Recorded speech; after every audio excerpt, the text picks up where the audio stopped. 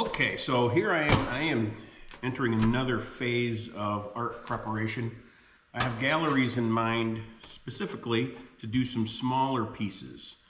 So what I have in mind is to do some shorebirds, specifically piping plovers. They're a cute little shorebird and kind of endangered, but they're cool, and I like to have a bird that people have an emotional connection with when they go to the beach, bright sunny day, sun shining down into the wave, and you have these little shorebirds scooting around.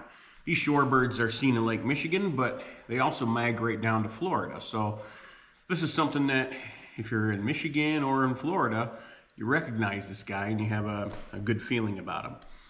So I'm gonna make a bunch of paintings, smaller size.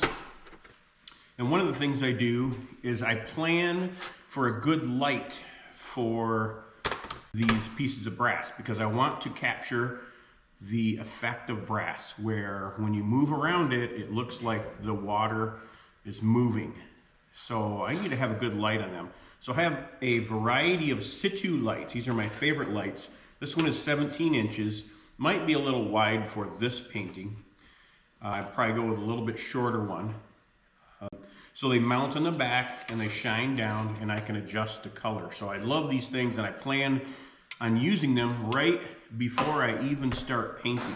So I'll use that one sometimes, or a mini. This one only has one light, but I'll do sometimes a 3 light. So on this one, if I have a vertical painting, I'll use a single light. If I do horizontal with this size, I'll probably do a triple light.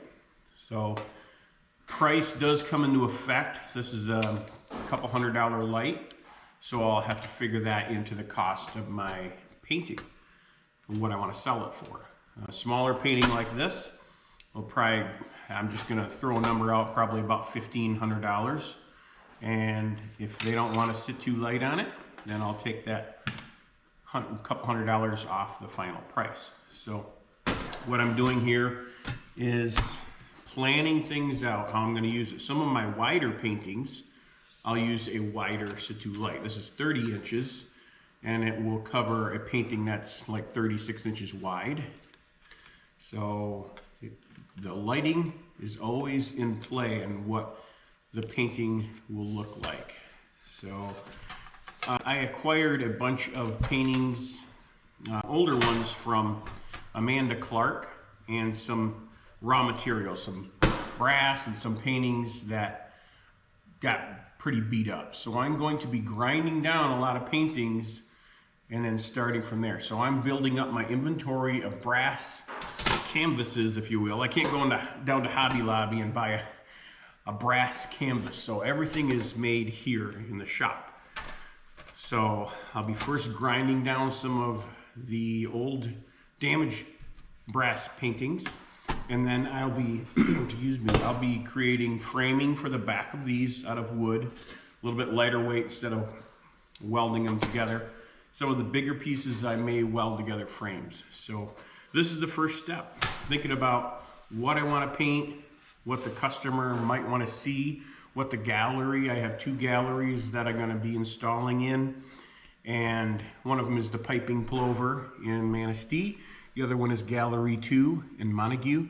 And then this coming year, I'll be starting up my own gallery, John T. Caterberg Studio Gallery. So I've got a lot of paintings to create, and let's get busy.